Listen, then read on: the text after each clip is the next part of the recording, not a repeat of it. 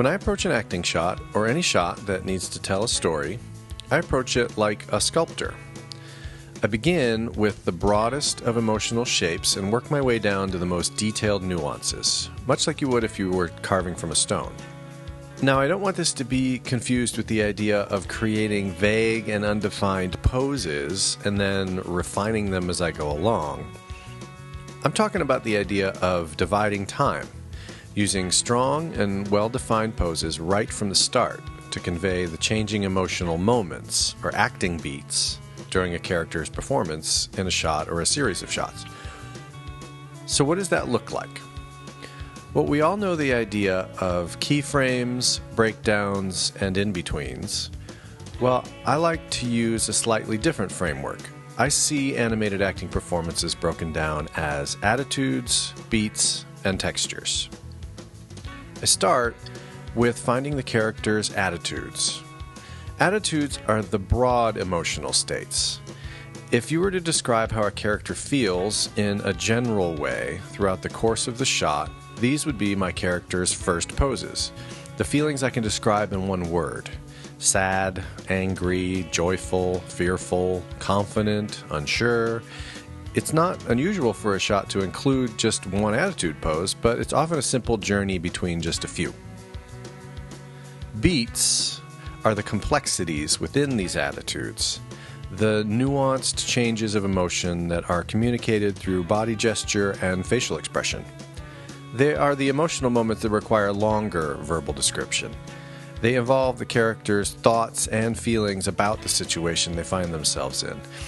These beats are the true depiction of the subtext we were talking about, the moment-to-moment changes.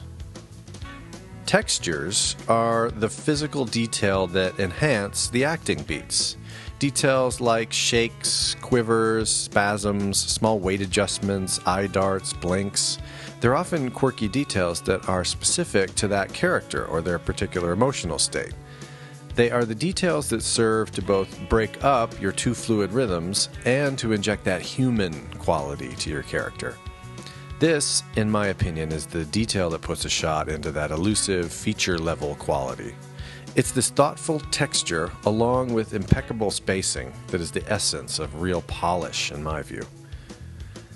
Planning for and executing my shot this way, starting with the attitudes, creating the beats, and adding texture, allows me to stay in control of my character's performance from start to finish, from moment to moment, and create well-phrased movement that keeps the audience looking where I want them to look and feeling what I want them to feel. That, above all else, should be my ultimate goal. All right, so let's listen down to this audio track a couple of times and get it in our heads and start to kind of figure out how we want to break this down. Do you want to see the rats? You won't be able to buy any. Nobody buys them. You only rent them anyway. But it doesn't cost anything to look. So, realistically, I would sit here and listen to this over and over and over again, and I'm not going to subject you to that, but just loop it again and again and again. I mean, like hundreds of times if you have to just sort of be able to unconsciously see it. Get to know the melody of it, the peaks and the valleys that happen, the rhythmic changes.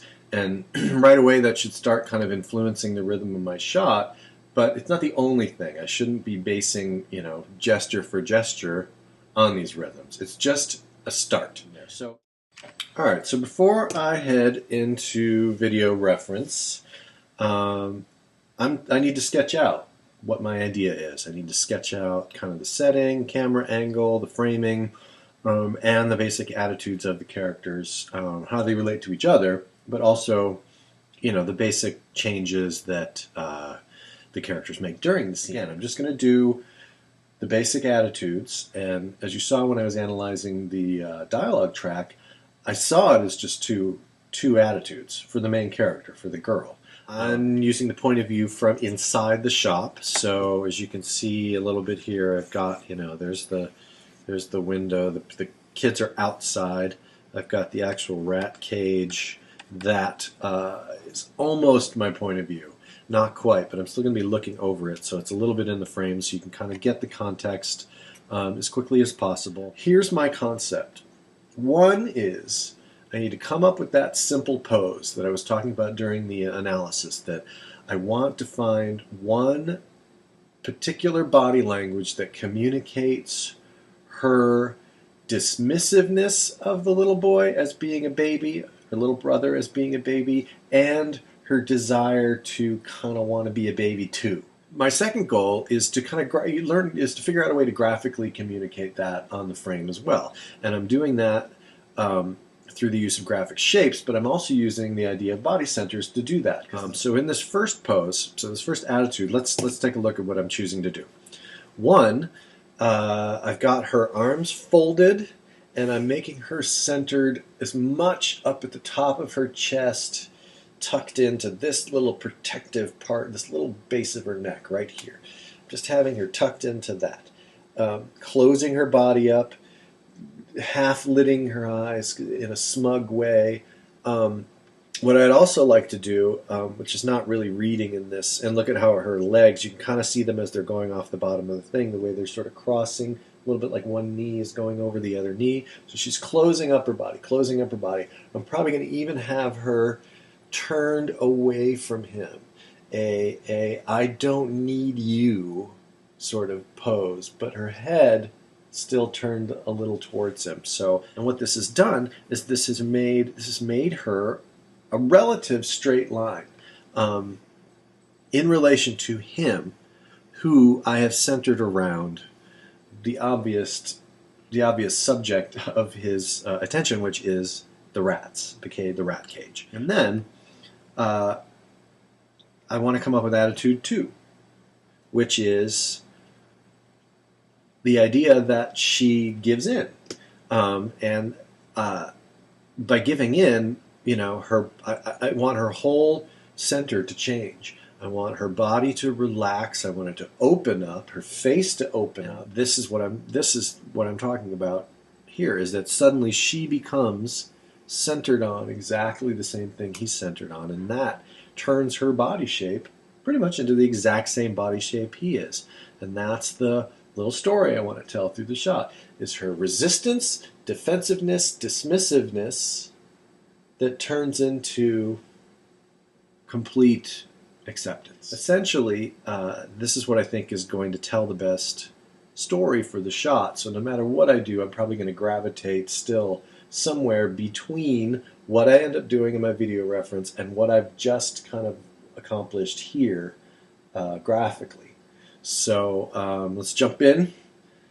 Let's get in front of there, let's see what I can pull off, and we'll come back and put it all together into the posing.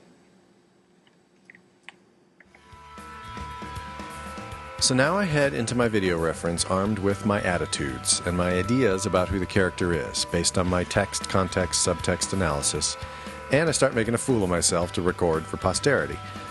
Do I prepare in any way before I start recording? Sometimes. If the character's body and what I feel their center is drastically different from mine, it might be a good idea to try it on for a bit and practice moving around like them.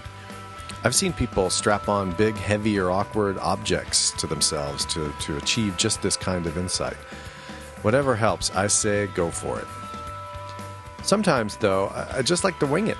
Spontaneity can be a really useful tool as well.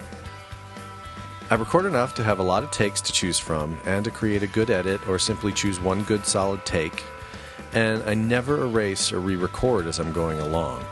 The mistakes and missteps along the way might yield some unexpectedly good stuff.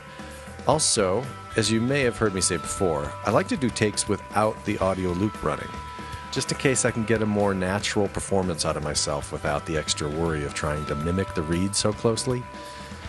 So, the question is often asked, should I take an acting class or two to become a better animator?